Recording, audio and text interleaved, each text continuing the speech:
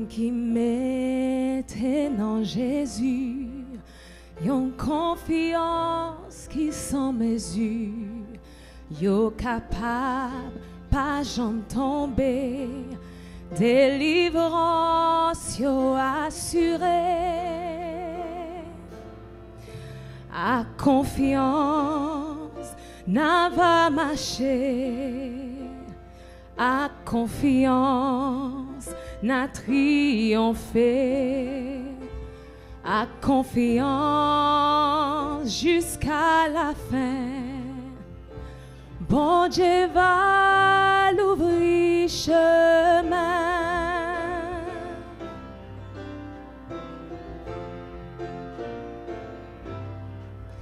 La vie nous bouleverser, l'orage a fait gronder. Non, Christ nous prend assurance, c'est lui qui paye délivrance. À confiance, n'a va marcher, à confiance, n'a triomphé, à confiance jusqu'à la fin. Bon Dieu va l'ouvrir chemin.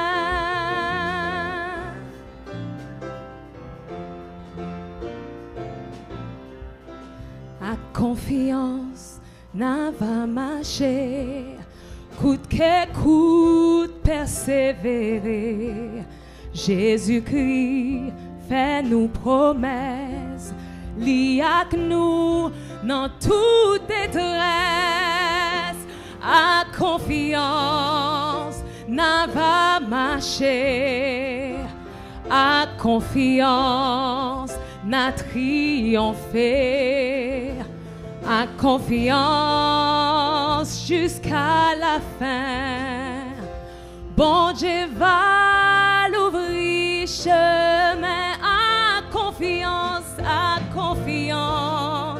n'a va marcher, à confiance, n'a triomphé, à confiance jusqu'à la fin.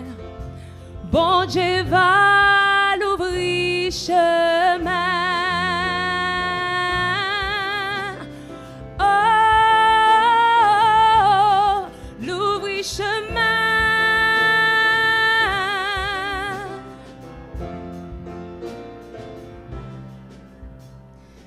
À confiance, ma va marcher.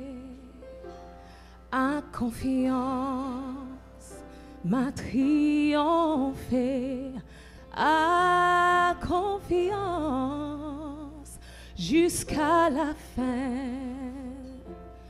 Bon Dieu va l'ouvrir chemin.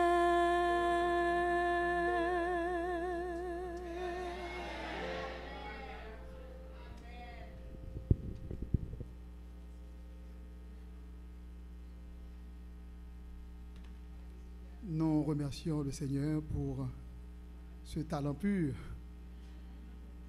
qu'il a mis dans son Église pour l'édification commune de nos âmes. Chers adorateurs du vrai Dieu, notre présence en ces lieux témoigne de la bonté et de la fidélité de celui qui convoque la terre depuis le soleil levant jusqu'au soleil couchant, le Dieu éternel, El Olam. Oui, ce Dieu est fidèle en tout temps. En tout temps, il est fidèle. Ce Dieu est bon en tout temps. En tout temps, il est bon. Et ce, malgré nos forfaits. C'est lui qui fait lever son soleil sur les méchants et sur les bons, fait pleuvoir sur les justes et sur les injustes. Nous lui devons honneur et gloire, adoration et louange, joie et douceur, exaltation et vénération pour ce qu'il est. Au cours de ce moment de louange, nous vous invitons à exalter son nom et à lui adresser nos hommages en chantant les paroles trouvées au numéro 287, Exaltons notre divin Maître, et 106, Vers toi monte notre hommage. Levez-vous, sœurs et frères.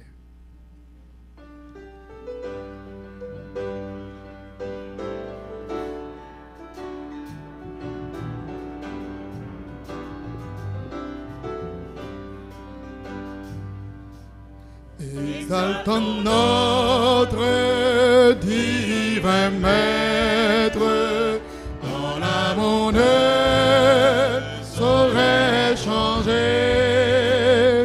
Il nous aide de le connaître et de le prendre pour berger. Louant, louant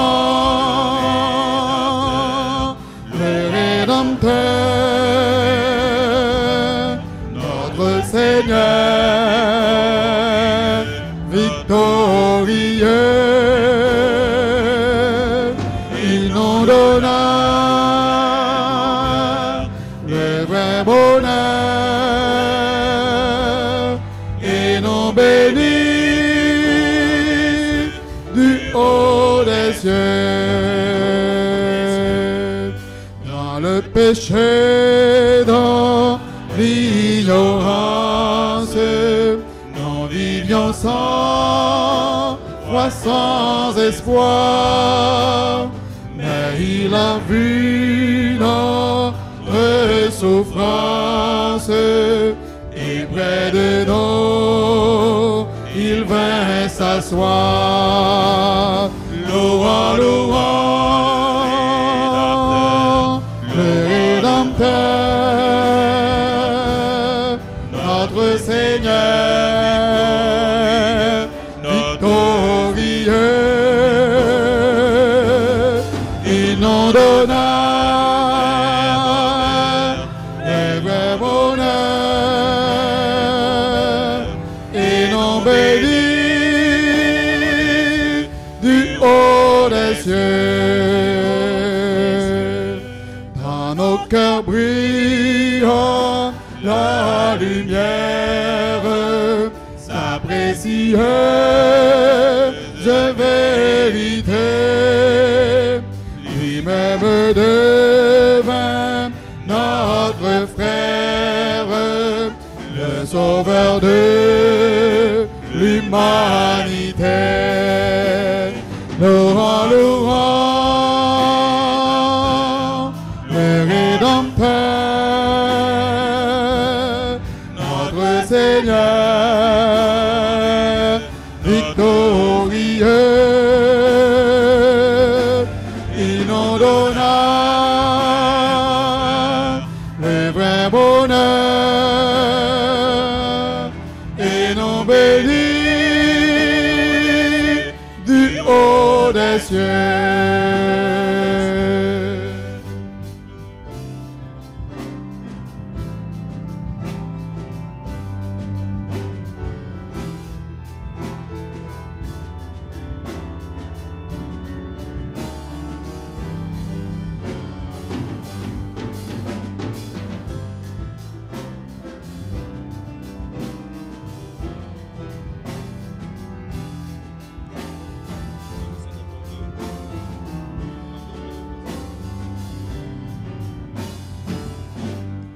Oh, désormais, suivant sans crainte le sentier de l'ami divin, écoutons toujours sa voix sainte. Nous sommes dans le sûr chemin. Louant, louant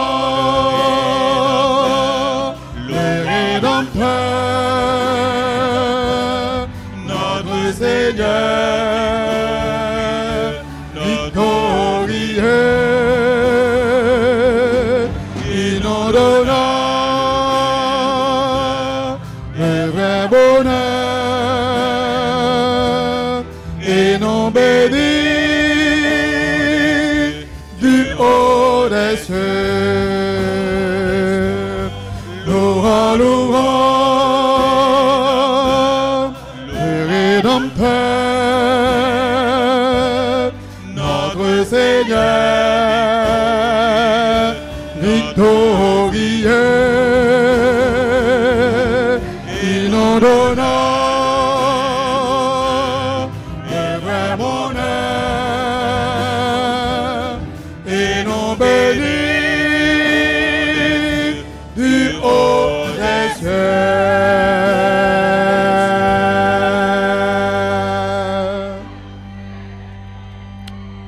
Le numéro 106, vers 3 montre notre hommage. Il faut louer le nom de l'Éternel pour tout ce qu'il a fait pour nous dans notre vie.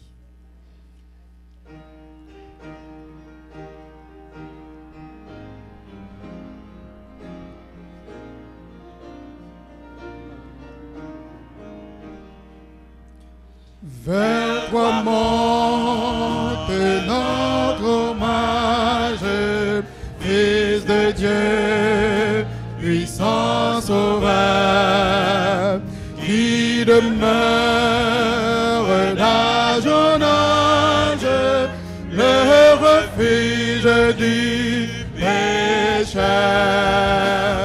Loué soit ton amour, loué soit à jamais, quand en Jésus ta gloire et tes bienfaits. Loué soit ton amour, loué soit à jamais, quand en ta gloire et tes bienfaits. De toi vient la délivrance, tu payas notre rançon. C'est en toi quelle espérance, la paix et la guérison.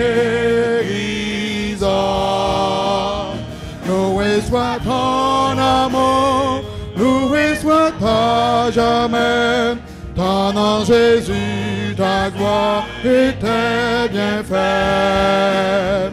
Loué soit ton amour, loué soit à jamais, ton en ta gloire et tes bienfaits.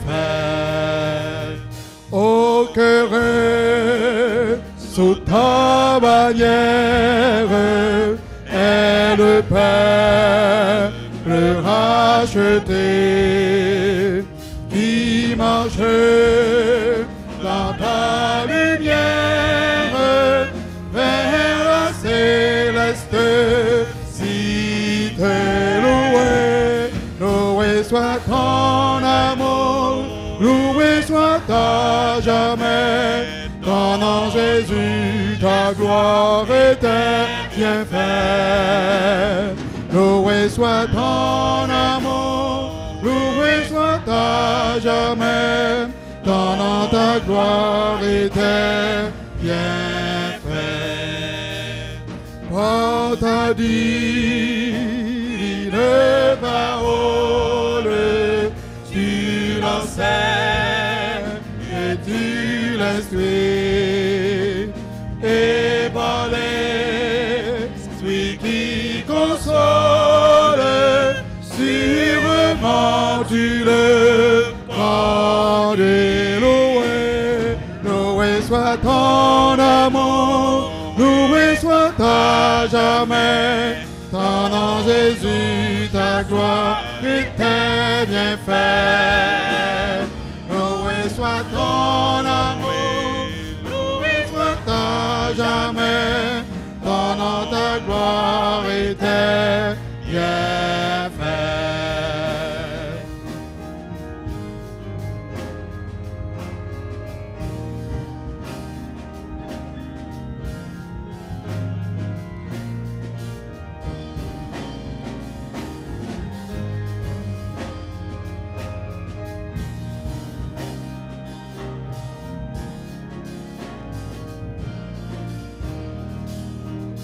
Bientôt glorieuse attente, Dieu comblera tous nos vœux.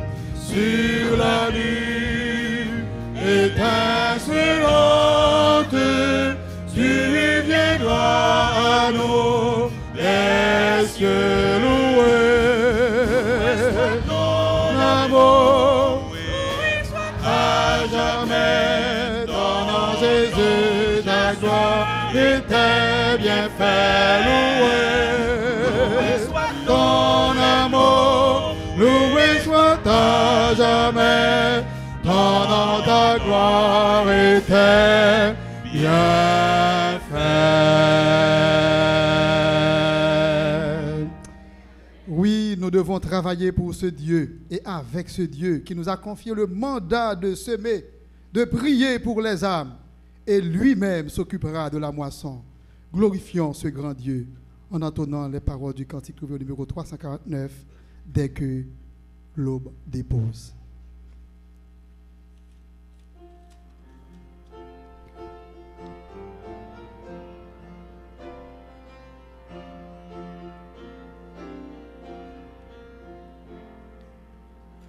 Dès que l'aube dépose ses perles sur les fleurs, dès que s'ouvre la rose aux brillantes couleurs,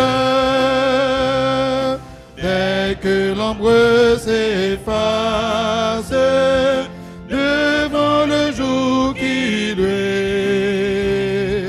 à l'œuvre le temps passe, à l'œuvre avant la nuit. Semer, prier, semer, prier, veiller le jour, veiller la nuit et prier. Le Seigneur va venir quand le soleil inonde et remplit le ciel bleu, illuminant le monde de ses rayons de feu. À l'œuvre sans relâche, à l'œuvre le jour fuit. Si pénible est la tâche, bientôt viendra la nuit. Semer, prier, semer, prier, veiller le jour, veiller la nuit et prier. Le Seigneur va venir à cette heure indécise où le jour disparaît. Au murmure la brise à travers la forêt. Quand le couchant se dort et que c'était le bruit, frère à l'œuvre encore, voici, voici la nuit. Semer, prier, semer, prier, veiller le jour, veiller la nuit et prier. Le Seigneur va venir.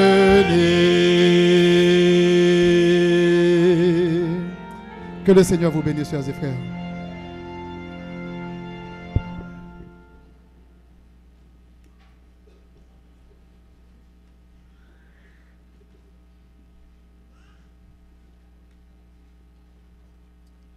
Frères et sœurs, chers amis, bon sabbat dans le Seigneur. Amen. Nous sommes venus pour rencontrer Dieu. Nous sommes venus aussi pour partager notre joie de servir ce Dieu. L'adoration du sabbat, c'est le point culminant de l'adoration qu'on a eue à la maison. Chaque jour, nous adorons avec les membres de la famille. Nous bénéficions de la grandeur et de la disponibilité de Dieu, de sa fidélité. Et le sabbat, nous sommes là pour dire si nous sommes encore en vie. C'est par sa grâce, à cause de sa bonté. Nous sommes ensemble pour célébrer ce Dieu qui est fidèle et qui nous appelle aussi à la fidélité. Nous allons partager ensemble le message que le Seigneur nous envoie ayant pour titre réparateur des brèches. Dieu nous appelle comment? Réparateur des brèches. Bien avant d'entrer dans le message, prions le Seigneur. Qu'il te plaise, Éternel, notre Père, notre Dieu, de nourrir ton peuple toi-même. Que nos cœurs soient préparés à recevoir la semence de vie.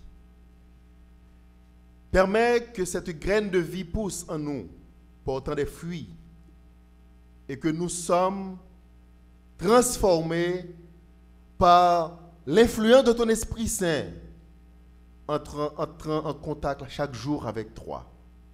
Que tu nous donnes nous-mêmes de devenir une source de vie pour ceux-là qui vivent autour de nous. En Jésus-Christ, nous te prions. Amen. On raconte l'histoire d'un rabbi qui était fidèle au temple pour l'ouverture du sabbat.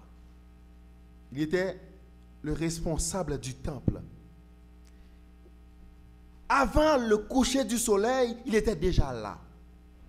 Avant tout le monde, régulièrement, il était toujours à sa place, fidèle au rendez-vous pour saluer l'arrivée du sabbat avec les fidèles du Seigneur. Mais il y avait toujours des gens à arriver en retard. Il insistait sur l'importance de la ponctualité.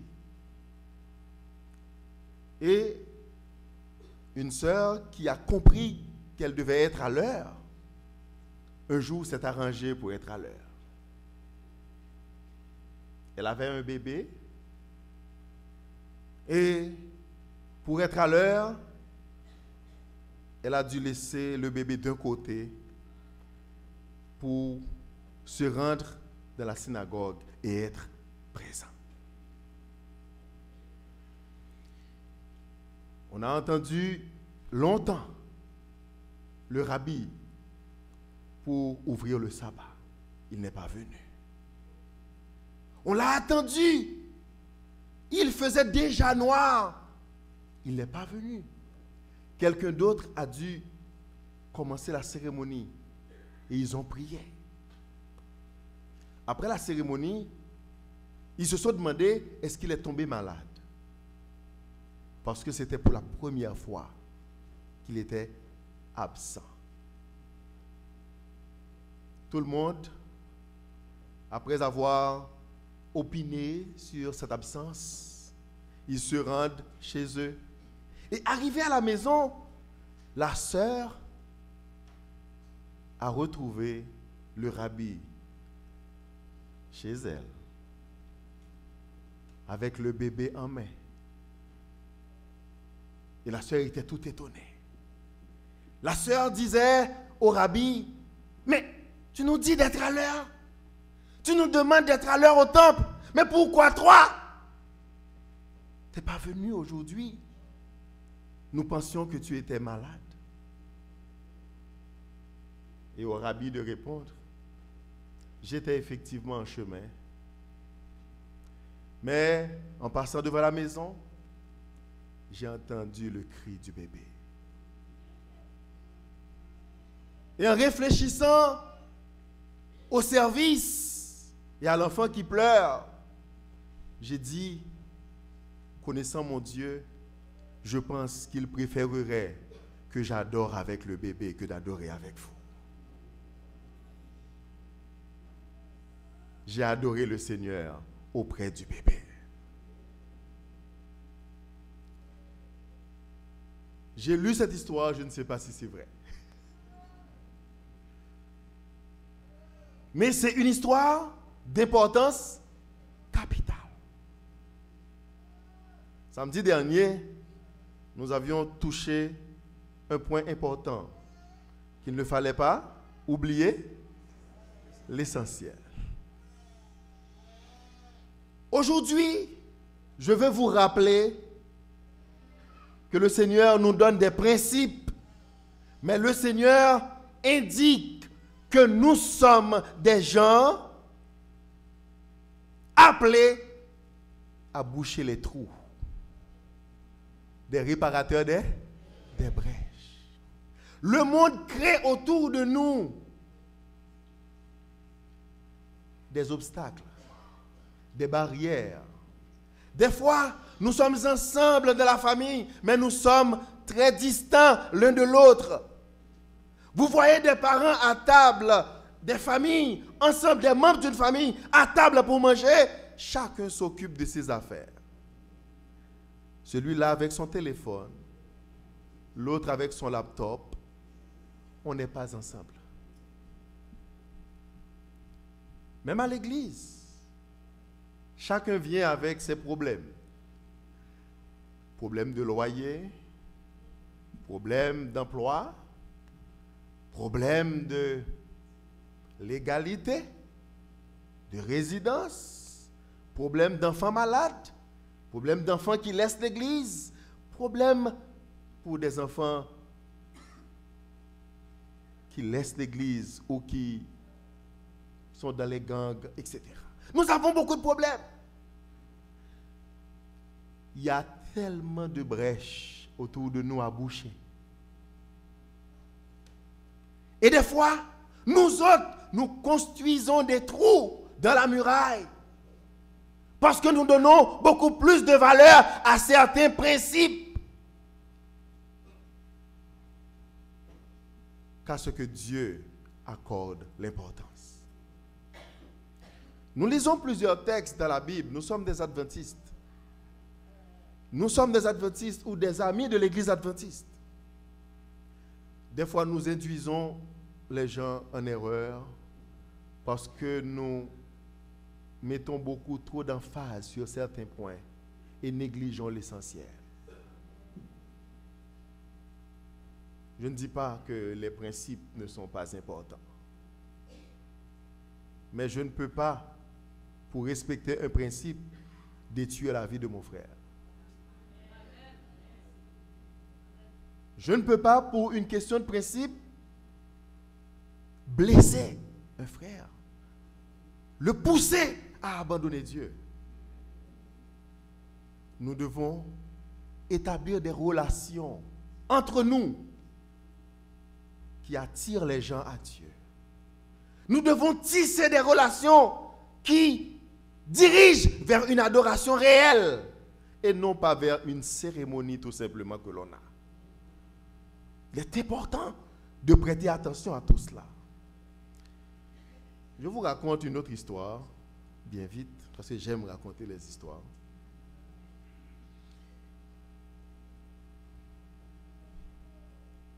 Il y avait un autre abbé. Lui, c'était un grand enseignant. Les rabbins sont là pour transmettre la vérité, c'est-à-dire enseigner. Lui, il était un professeur extraordinaire, toujours joyeux. Il trouvait toujours une bonne raison d'être en joie. Un jour, arrivé dans sa salle de classe, il était tout triste. Il était comment? Tout triste. Ce n'était pas son habitude. Après le cours, les étudiants sont allés vers lui pour lui dire, est-ce qu'il a un problème? Il a dit, effectivement, j'ai un problème. Parce que mon fils est malade, ça fait quelques jours, et Dieu m'a appris que l'enfant va mourir. Je sers Dieu, ça fait longtemps. Je sers Dieu, ça fait longtemps. J'ai supplié Dieu de garder mon fils en vie. Il m'a dit que l'enfant va mourir. Après avoir supplié plusieurs fois, il m'a dit, il y a une chance pour que l'enfant puisse vivre. Une seule chance. Si tu acceptes de lui céder ta vie éternelle. Pas cette vie-là. Toi, tu me sers si bien. Je vois en toi quelqu'un que j'aime. si tu acceptes de lui donner ta vie éternelle, il vivra. Il a dit, Dieu, c'est compliqué. C'est la seule raison pour laquelle je vis. C'est pour être avec toi. Comment peux-tu me demander cela? Et Dieu lui a dit, étant donné que c'est difficile de prendre la décision maintenant, je te donne 1 semaine pour réfléchir. Ensuite, tu viendras et tu me diras ce que tu as décidé. Et c'est pour cela qu'il était triste. Parce qu'il ne sait pas quoi décider. La semaine est passée et il est revenu en classe avec sa joie. Il a enseigné comme d'habitude, comme dans le temps. Il était tout joyeux de transmettre les vérités qu'il savait enseigner. Les enfants sont confus. Les étudiants ne comprennent rien à tout cela. Parce que, quelle que soit la décision, il devait rester triste. Perdre sa vie éternelle, il devait être triste. Ou du moins, accepter que l'enfant meure, il devait être encore triste. Mais il était joyeux. Oh, ils sont dans la confusion. Et ils sont allés bien vite après le cours pour lui demander qu'est-ce qui s'est passé. C'est bien que nous sommes habitués avec l'histoire de Daniel de la fosse au lion, sans doute. Plusieurs d'entre vous pensent que Dieu lui a dit, ah ok, je comprends, tu as la foi. C'était pas ça du tout. Il a répondu aux enfants, j'ai dit à Dieu, je veux que mon fils vive. Je préfère perdre la vie éternelle.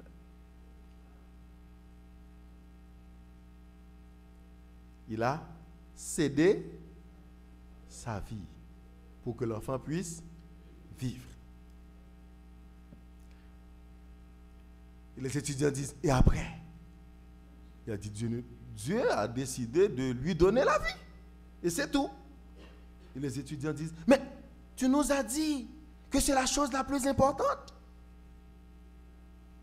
Pourquoi es-tu en joie après avoir perdu ta vie éternelle? Il dit, je suis heureux parce que c'est pour la première fois dans ma vie que je commence à servir Dieu sans intérêt.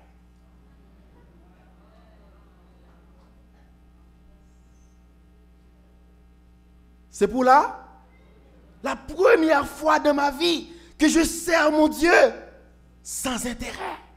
J'avais toujours une raison de servir Dieu. Maintenant, je sais que j'aime mon Dieu.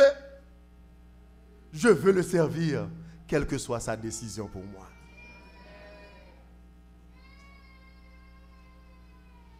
Les Juifs ont beaucoup d'histoires. Mais toutes ces histoires ont comme finalité d'enseigner une vérité. Ce n'est pas une histoire vraie, mais la finalité, pourquoi est-ce que nous sommes à l'église? Est-ce qu'il n'y aurait pas un intérêt quelque part? Si Dieu décide de prendre cet intérêt, est-ce que nous allons rester dans le service de Dieu?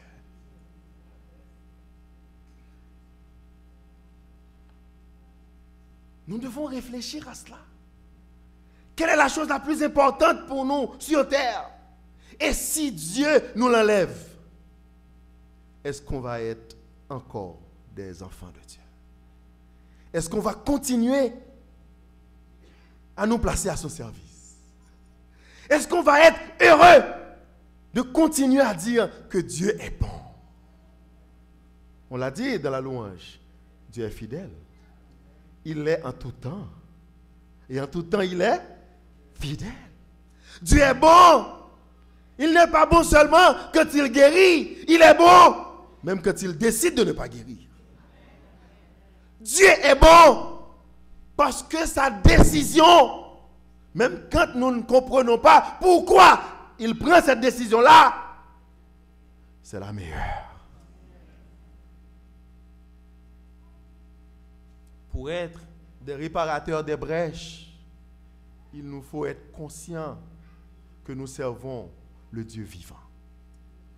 Pour être des réparateurs des brèches, il faut être conscient du devoir que le Seigneur nous donne. Pour être des réparateurs des brèches, il faut comprendre et faire la différence entre les choses et comprendre ce que Dieu attend de nous dans chaque situation. Moi, j'ai été adventiste pendant environ 20 ans. 20 ans. Et je n'ai jamais compris pendant les 20 ans ce que c'était l'adoration. J'étais encore pasteur. J'enseignais à tout le monde comment adorer Dieu et je ne le savais pas. Moi-même, je ne savais pas comment adorer Dieu.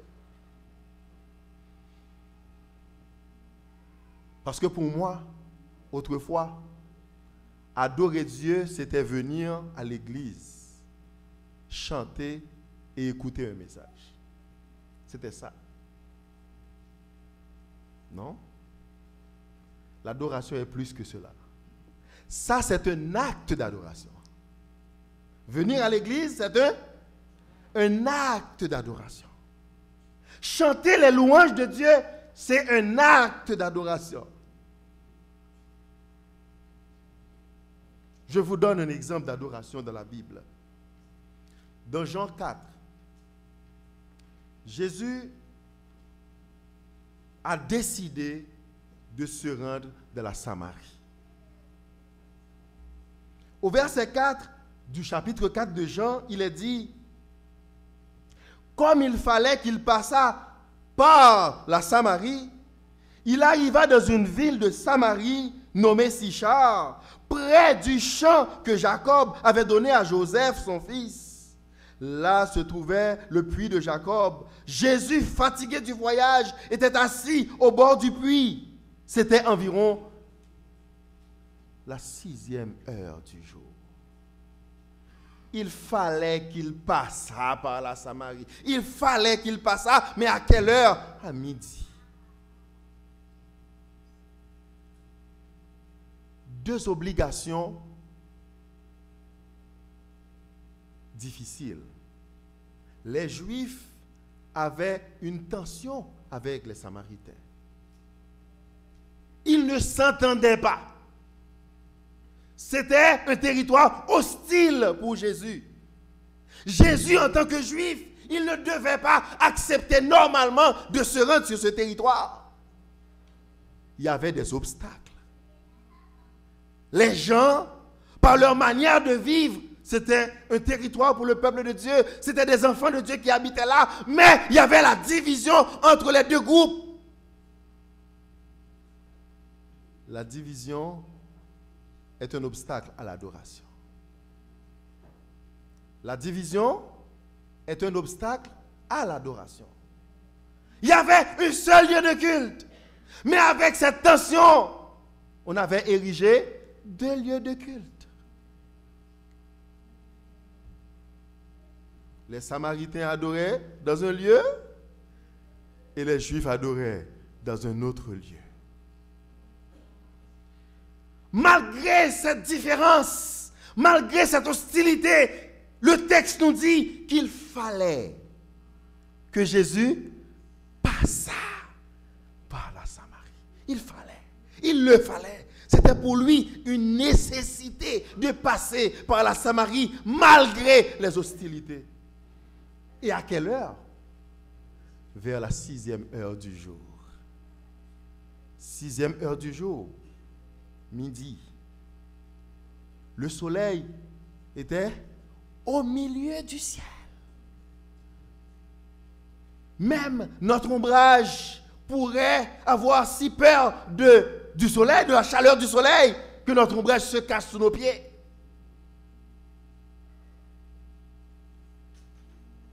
Dans cette zone, il n'y avait pas beaucoup d'arbres.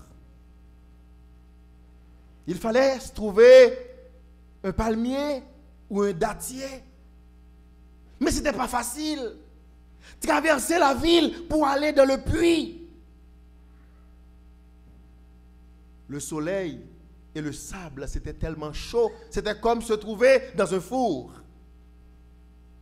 Normalement, on se rend au puits tôt le matin ou tard le soir. Tôt le matin ou tard le soir pour profiter de la fraîcheur. Mais non pas à midi. À cause de la chaleur, à cause de toutes ces difficultés-là. Mais le texte nous dit, il fallait que Jésus passa par la Samarie. Mais c'est le reste du texte qui explique le pourquoi. Parce que dans cette ville de Samarie, il y avait une femme. La Bible n'explique pas comment elle est arrivée à cette situation. Cette femme, créature de Dieu, s'est trouvée dans une situation si abandonnée et négligée, indexée par tout le monde, marginalisée, que personne ne voulait lui adresser la parole. Personne n'osait côtoyer cette femme parce qu'elle était d'une mauvaise réputation. C'était une prostituée qu'on dirait. Elle n'a même pas de nom dans la Bible. On l'appelle la Samaritaine. Elle n'a pas de nom. Combien d'entre nous, si le Seigneur ne s'était pas fait une obligation de passer quelque part pour nous arracher de notre solitude, on serait encore là-bas, dans cette solitude, oublié, négligé, humilié par tout le monde. Mais le Seigneur se fait un devoir d'aller vers nous. Jésus s'est fait l'obligation. C'était pour lui une nécessité de se rendre là à midi. Parce que c'était à midi que la femme se rendait dans le puits. À ce moment-là, il n'y avait personne. Mais elle savait qu'elle ne pouvait pas prendre le chemin en même temps que les autres. Elle devait attendre que les gens, entre guillemets, qui sont bons, aient fini de prendre de l'eau pour qu'elle puisse aller puiser de l'eau aux environs de midi quand il n'y a personne. Nous devons imaginer quelle était sa vie. Une femme seule. Elle a essayé de refaire sa vie à plusieurs reprises. La Bible ne dit pas pourquoi. Mais elle est arrivée au 5e mari. Paraît-il que ça n'allait pas, même avec le 5e. Il est plus facile de dire que c'était une mauvaise femme que de chercher à savoir pourquoi elle est devenue comme ça. Adorer Dieu implique refuser de se faire des opinions sur les autres trop rapidement. Adorer Dieu signifie refuser bailler mon étiquette sans que ne pas connaître pour qui ça dans situation ça. Indexel, voyez le jeter, il pas de droit pour là, nous pas adorer avec, nous pas parler avec parce que c'est une mauvaise personne. Tandis que tout le monde rejetait la femme. Tout le monde, sans distinction, rejetait la femme.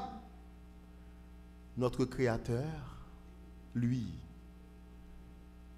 parce qu'il a la possibilité de lire les cœurs, parce qu'il comprend les situations, parce que c'est lui l'homme de la seconde chance, parce qu'il aime vraiment et qu'il sait comment adorer, il a rencontré Dieu sur un sujet d'adoration au bord du puits. Le puits était devenu un hôtel où Jésus allait se placer pour transmettre la parole de vie. La femme est venue. Vous connaissez la situation. Jésus lui a demandé un peu d'eau. Je ne sais pas comment elle a interprété ça. Donne-moi un peu d'eau. Il se peut qu'elle pense que ce jeune homme-là, d'environ 33 ans, il essayait de flirter. Parce qu'elle est habituée avec ça. Tout garçon qu'elle, il vient pour un coup y aller.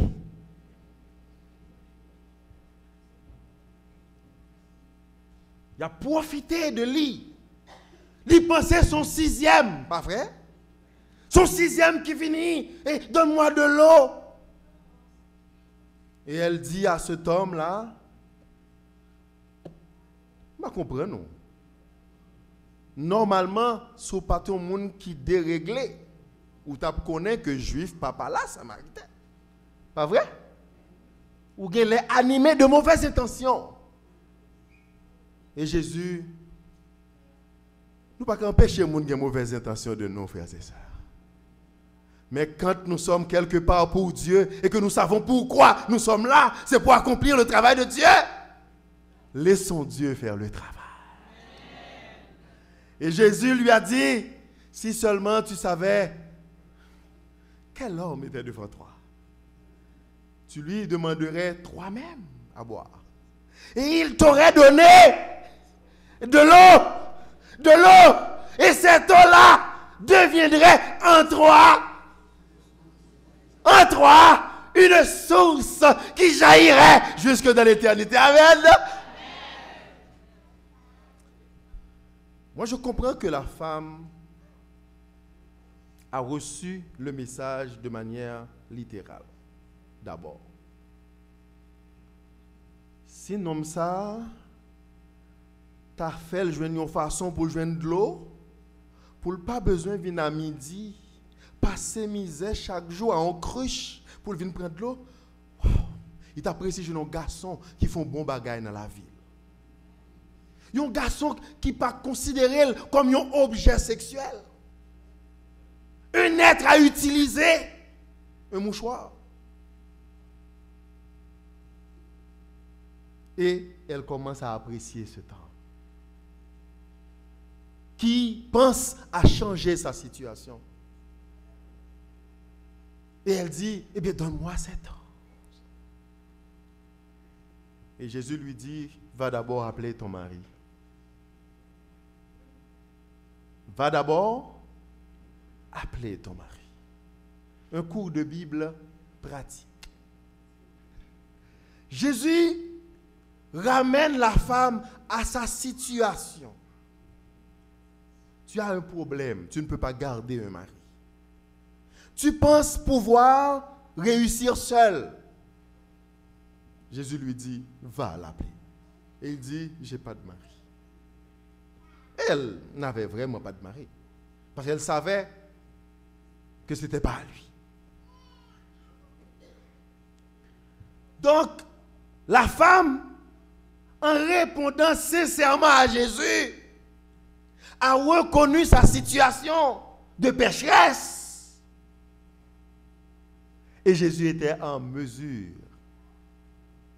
d'opérer la transformation. L'adoration, c'est se placer devant Dieu nu. Pas avec un carapace, un masque d'hypocrisie. On est beau, très joli. Mais qu'est-ce qui se passe à l'intérieur? L'adoration réelle, c'est être soi-même et se dire, bon, enfin, je ne peux plus résister en présence de mon Dieu. Seigneur, me voici. Fais de moi ce que tu veux. Et Jésus lui a dit, je suis celui qui peut te transformer. Jésus lui a raconté des trucs. Le texte ne dit pas tout ce que Jésus lui a dit. Mais je pense que Jésus lui a donné l'espoir en Dieu. Elle a compris que même si tous ces gens-là ont agi de la sorte, mais Dieu, lui, ne l'a pas rejeté. Amen. Elle a compris qu'elle était en contact avec la divinité. Amen. La femme a adoré son Seigneur.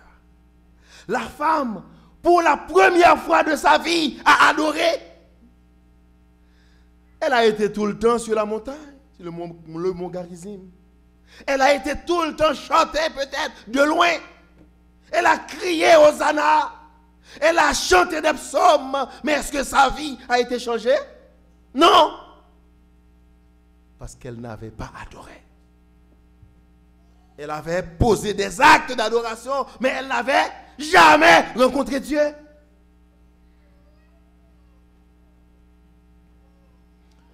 Et Jésus a fait de son adoration du Père une adoration pour cette femme. Cette femme qui a rencontré Dieu au bord du puits ne l'avait pas rencontré sur la montagne. Il y a des gens qui sont sur la montagne pour chercher bon Dieu. Dans un lieu de prière spécial. Frères et sœurs, Dieu ne se trouve pas dans un lieu. Dieu ne se trouve pas sur la montagne. Dieu se trouve là où le cœur sincère le cherche.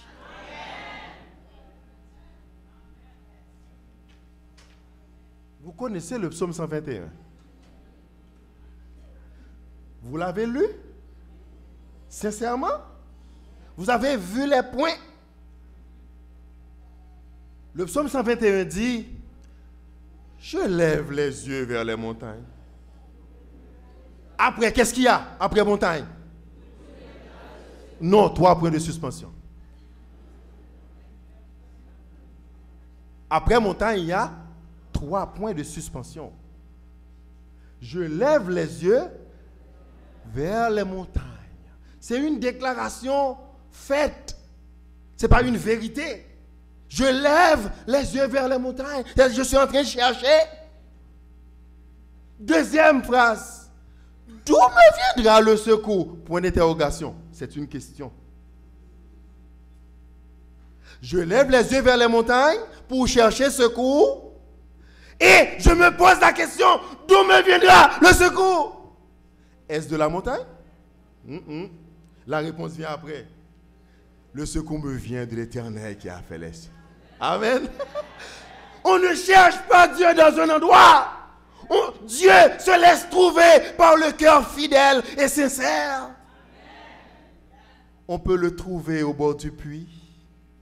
On peut le trouver devant son lit à la maison.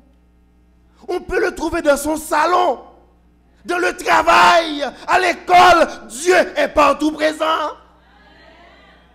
Ce qui nous manque pour l'adoration, c'est un cœur sincère. Un cœur qui s'ouvre à la lumière de Dieu. Un cœur qui veut la réparation. Un cœur qui se dit, j'ai des trous, j'ai des failles. Je veux, Seigneur, être transformé et utilisé par toi. J'ai été trop longtemps oublié dans un coin. Indexé, humilié. Cette femme qui n'avait pris contact avec personne pendant longtemps. Cette femme qui était humiliée, qui devait venir au puits à midi pour puiser de l'eau parce qu'elle ne voulait pas être avec les gens. Après avoir rencontré Jésus au bord du puits, elle n'avait plus peur.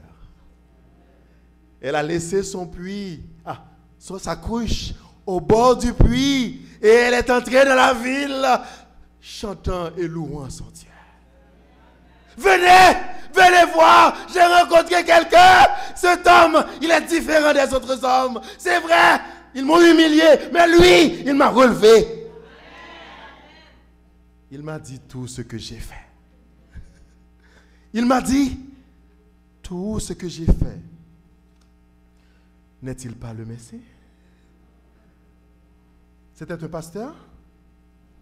C'était un prédicateur? C'était un ancien d'église? Un lévite, un pharisien? Non! Une femme humiliée pendant toute sa vie. Le jour de son adoration, elle est devenue une missionnaire à la gloire de Dieu.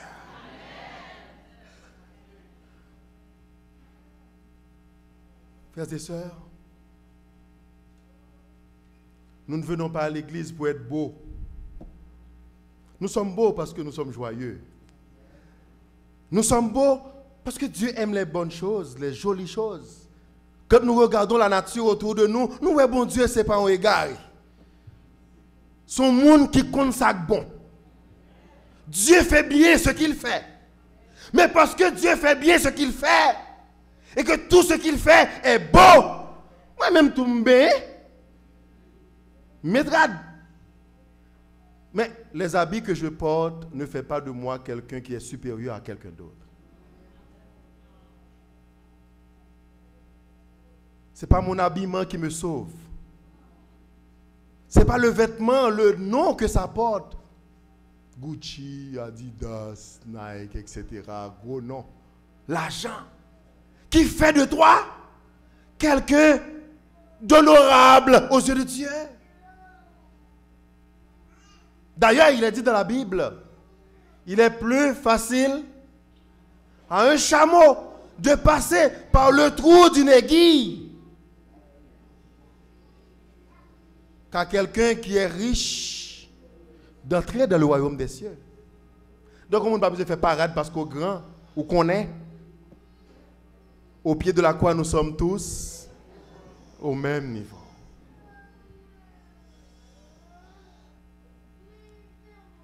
Le Seigneur a réparé la vie de la dame. Jésus a rencontré la Samaritaine et a bouché les trous de sa vie. Il a réparé les brèches de sa vie. Et elle est devenue une muraille solide contre le mal. Et elle a servi son Dieu. Elle a témoigné. Et au verset 30, frères et sœurs, je nous lire verset 30 là, avec. Le verset 30 du chapitre 4 dit, après avoir proclamé le Messie dans la ville, les gens de Samarie, c'est-à-dire les Samaritains, ils sortirent de la ville et ils vinrent vers lui en parlant de Jésus. Amen. La proclamation de la dame, son message a touché les cœurs de ceux-là qui étaient dans Samarie, une ville qui d'abord avait refusé la présence de Jésus. Maintenant, tous ceux-là qui entendent parler de Jésus, ils sont sortis pour rencontrer Jésus. À cause de quel témoignage? D'une femme de mauvaise vie qui a passé combien d'hommes? 5 hommes.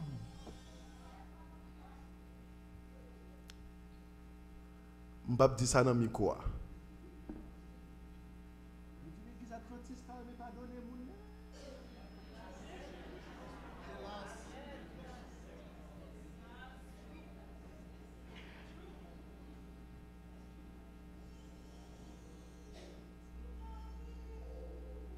Yo dit nous c'est allumette.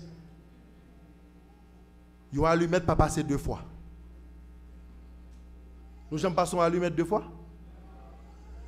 Depuis que allumette là t'es passé le tcha. Fini. Si vous continuez à être ainsi, vous pouvez être joli, grand prédicateur, mais vous n'aurez pas la vie éternelle.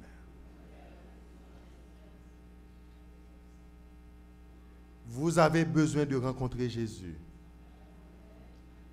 et de savoir celui qui est notre modèle, c'est Jésus. Celui qui montre le vrai culte, comment adorer, c'est Jésus. Et Jésus nous dit que même quand quelqu'un a fait des mal, a fait beaucoup de mal dans sa vie, a eu une vie, je dirais, de débauche, elle peut avoir sa place parmi nous. Parce que Dieu restaure. Il répare les brèches. Il rend le pays habitable. Amen. Frères et sœurs, c'est un texte que vous aimez. Mais en général, vous lisez à partir du verset 13. Pas vrai? C'est le verset 13 qui vous intéresse. Si tu retiens ton pied pendant le sabbat, pour ne pas faire ta volonté en mon séjour, si tu fais du sabbat tes délices pour sanctifier l'Éternel en le glorifiant, et si tu l'honores en ne suivant point tes voies, en ne te livrant pas à tes penchants et à de vains discours. Alors tu mettras ton plaisir à l'Éternel et je te ferai monter sur les hauteurs du pays. Je te ferai jouir de l'héritage de Jacob ton père, car la bouche de l'Éternel a parlé. Nous aimons cette partie.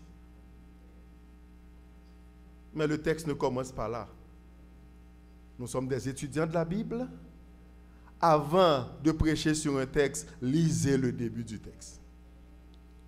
Peut-être vous lisez ce verset pour indexer quelqu'un. Lisez plus haut pour voir est-ce qu'il n'y a pas un message pour vous. Côte frère Saint-Pierre. Oh, ok. Pendant notre classe là, frère Saint-Pierre a donné un témoignage, je ne sais pas si c'est vrai. Oui, je vais vivre les dit. Ok. Mais il a dit qu'il y avait quelqu'un qui a reçu des songes pour un pasteur, je crois. Et à chaque fois qu'il reçoit ces songes-là, il transmet. Mais un jour, il dit au Seigneur, mais tout le temps, on dit, ça peut me dire un tel, ça peut me dire un tel. Et moi-même, qu'est-ce que je pour dire? Et le Seigneur lui a dit, cessez d'arriver en retard à l'église. Nous toutes, nous n'avons pas, nous. Nous toutes, nous avons quelque chose à arranger. Chacun de nous a un trou à boucher. Et le Seigneur Jésus est disposé à les boucher pour vous. Il est le réparateur des brèches absolu. Et il nous appelle aussi à agir en tant que réparateur des brèches. Je ne veux pas vous garder trop longtemps, mais je vais lire pour vous le texte. Nous sommes au chapitre 58 d'Ésaïe. Le titre de ce passage, c'est « Le vrai jeûne ». Quel est le titre? Le vrai jeûne. Et lisons. Crie à plein gosier, ne te retiens pas. Élève ta voix comme une trompette et annonce à mon peuple ses iniquités, à la maison de Jacob ses péchés. Tous les jours, ils me cherchent. Ils veulent connaître mes voies, comme une nation qui aurait pratiqué la justice et n'aurait pas abandonné la loi de son Dieu. Ils me demandent des arrêts de justice. Ils désirent l'approche de Dieu. Que nous sert de jeûner si tu ne le vois pas? De mortifier notre âme si tu n'y as point égard. Voici le jour de votre jeûne. Vous vous livrez à vos penchants. Le jour de votre jeûne, c'est-à-dire du culte que vous offrez à Dieu, vous vous livrez à quoi? À vos penchants. Et vous traitez durement vos mercenaires. Le Seigneur nous invite à avoir un cœur tendre, un cœur qui aime, pas un cœur dur, un cœur qui compatit.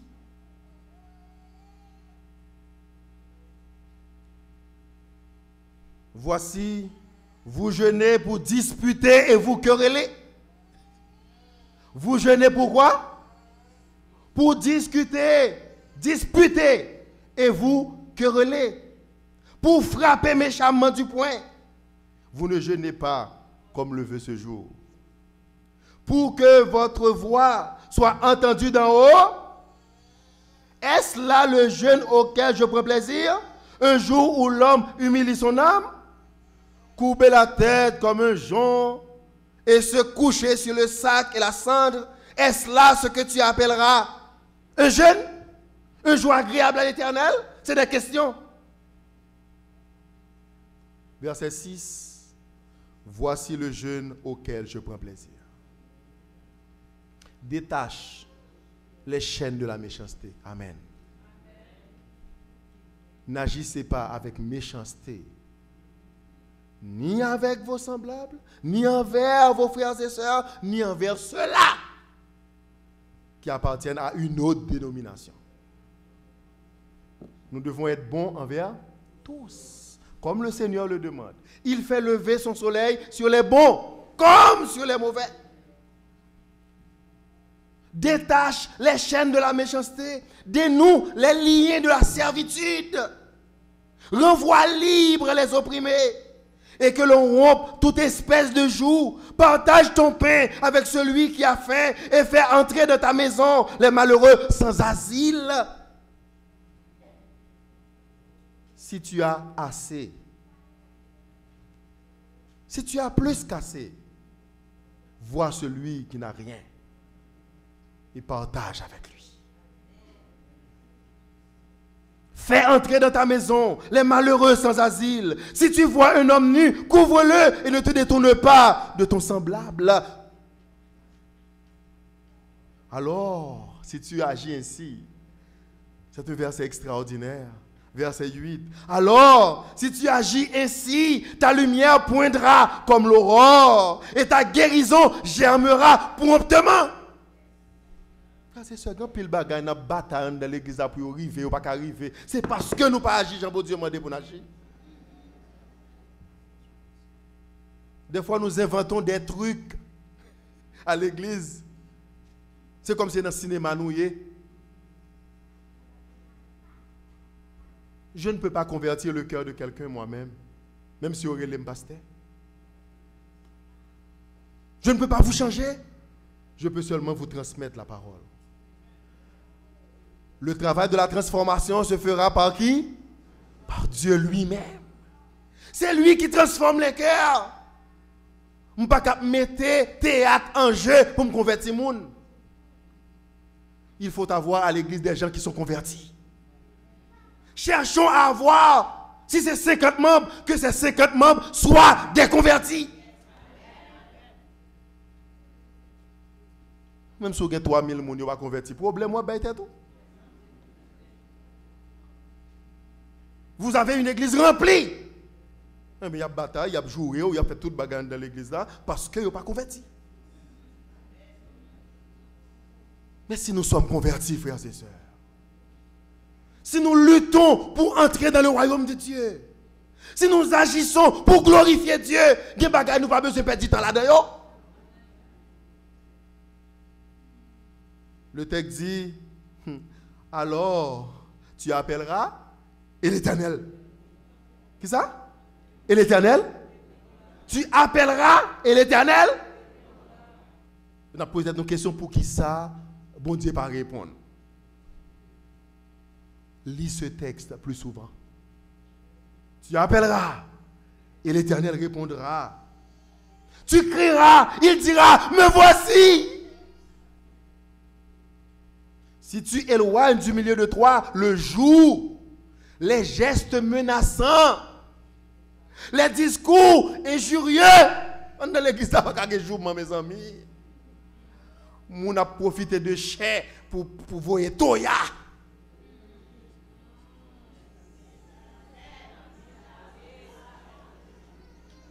La chair, c'est l'endroit pour prêcher la parole de Dieu. Pour annoncer le royaume de Dieu. Pour annoncer la justice, l'espérance et non pour régler des comptes personnels.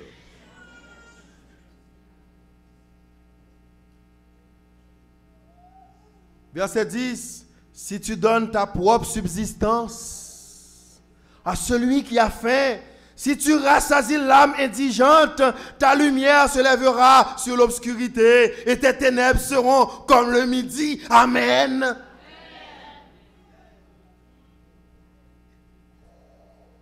L'Éternel sera toujours ton guide.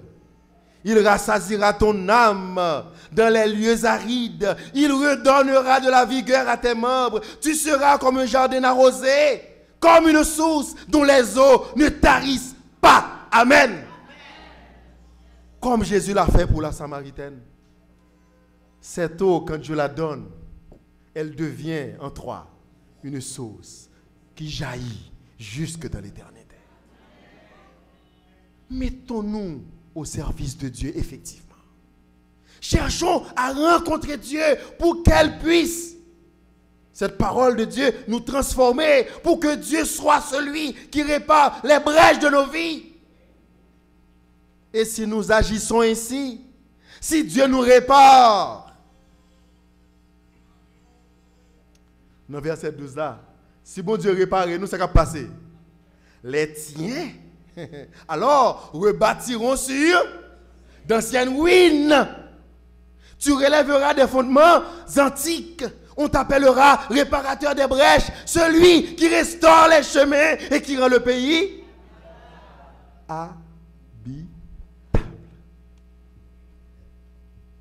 Quel est le pays de Dieu maintenant? C'est l'Église. En attendant l'établissement du royaume de Dieu, le pays de Dieu, c'est l'Église, son peuple qui annonce les vérités de sa parole. Pour qui ça, au monde vient de l'Église, Jodia, ne sent-il pas à l'aise? Pourquoi est-ce que le pays de Dieu n'est plus habitable? Pourquoi on ne se reconnaît plus à l'Église de Dieu? Parce que chacun suit sa voie. Chacun, parce qu'il est grand, il pense être grand. Nous avons son gros roche-pièce pour ne pas virer. Eh bien, si c'est qu'on soit bon texte dans la Bible qui dit malheur à monde que c'est Jésus qui tombe sous lui. Si c'est vous qui tombez sous Jésus, ou a brisé, Jésus a changé. Mais si c'est lui qui tombe sous vous, qu'il faut couler avec moi.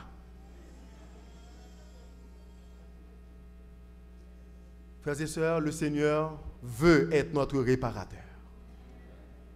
Mais il veut aussi nous utiliser comme des réparateurs des brèches.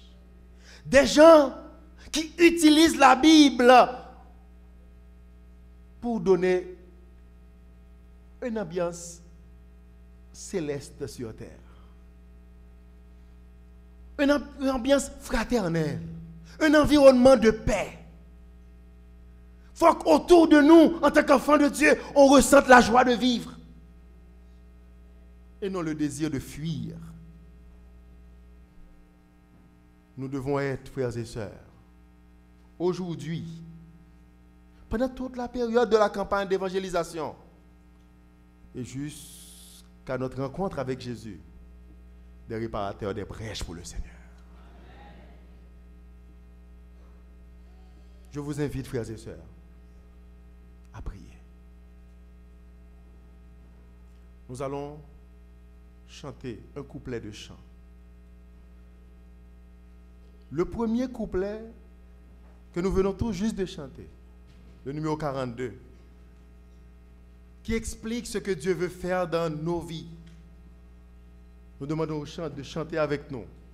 Ensuite, nous allons prier, tout en espérant que ce culte ait été vraiment une adoration pour le Seigneur. Que l'on rencontre Dieu et que Dieu change des vies qui deviennent elles-mêmes des réparateurs des brèches pour le Seigneur.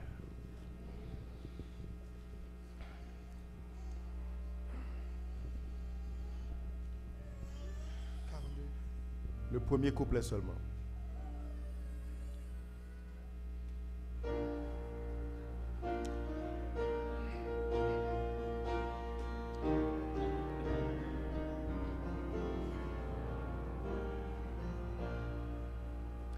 À toi la gloire, mon céleste Père, qui dans l'abîme j'étais loin de toi. Pas Jésus minant de lumière, et de l'esclave un beau jour faire un roi. Ah, mon sublime de l'Éternel, pardon du crime, c'est le grand message du ciel. Nous prions la tête baissée.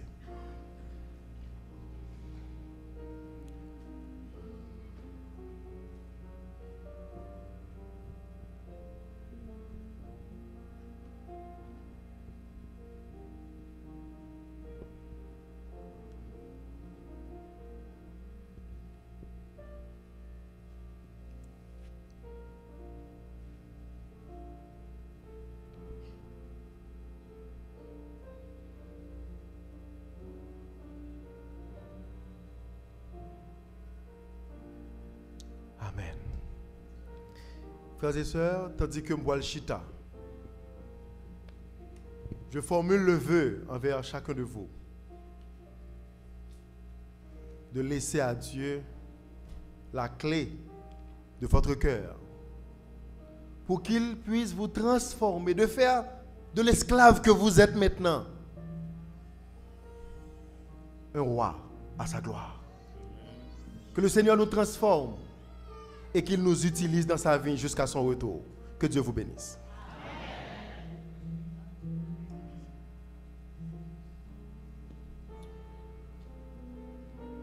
Nous remercions le Seigneur pour le don de sa parole.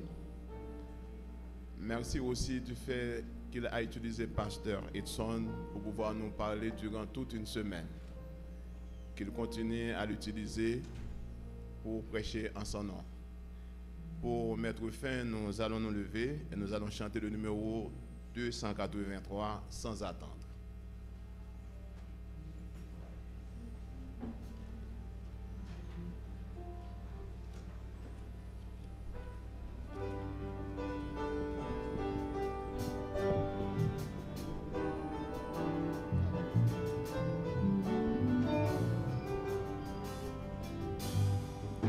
Sans attendre, je veux tendre au bonheur promis. Qui se lance, qui s'avance, obtiendra le prix. Quand je prie, Dieu m'entend. On m'attaque, il me défend. Donc en route, point de doute, le but est si grand. Près du trône, la couronne attend le vainqueur. Nulle trêve qu'on se lève, a dit le Seigneur. Obéis, soyons heureux, moins de tiède et de peureux, qui se lasse, perd sa place au banquet des cieux. D'un pas ferme jusqu'au terme, il faut s'avancer. Dieu m'observe, qui préserve mon pied de glisser. Que ce monde et ses attraits ne me séduisent jamais. Si sa haine se déchaîne, que je sois en paix.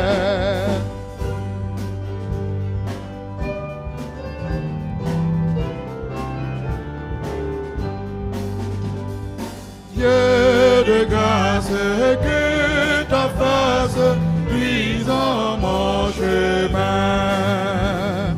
Père tendre, viens me prendre par ta forte main. Toute puissance est à toi, subviens à ma faible foi.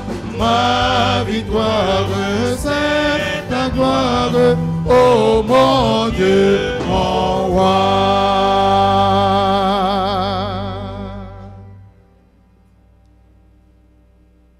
Dieu, trois fois saint,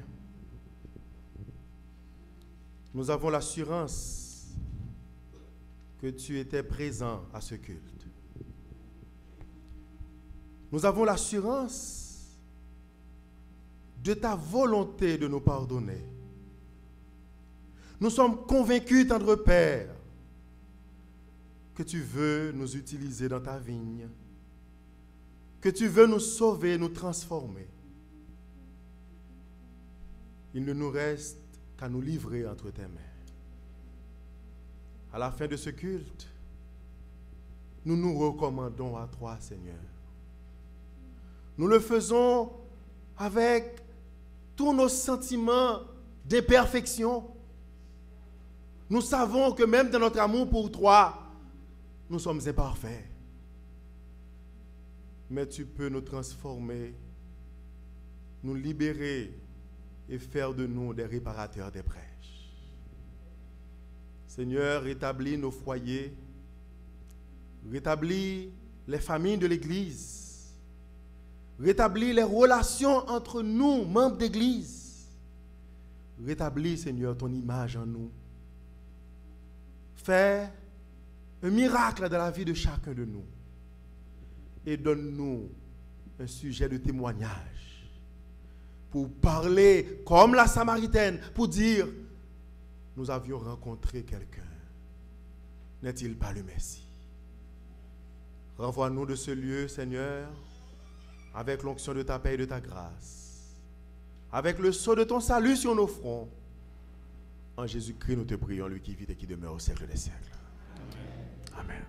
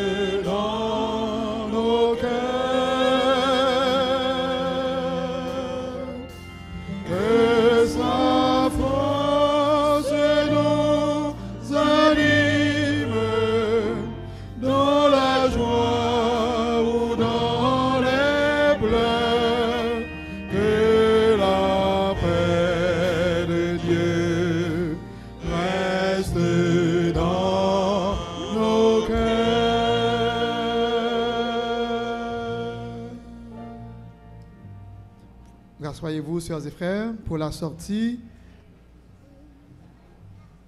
Il faudra attendre le signal des diacres. Entre-temps, les siégeants vont vous saluer à la porte et nous chantons au numéro 274, sous ce féconde salut du monde.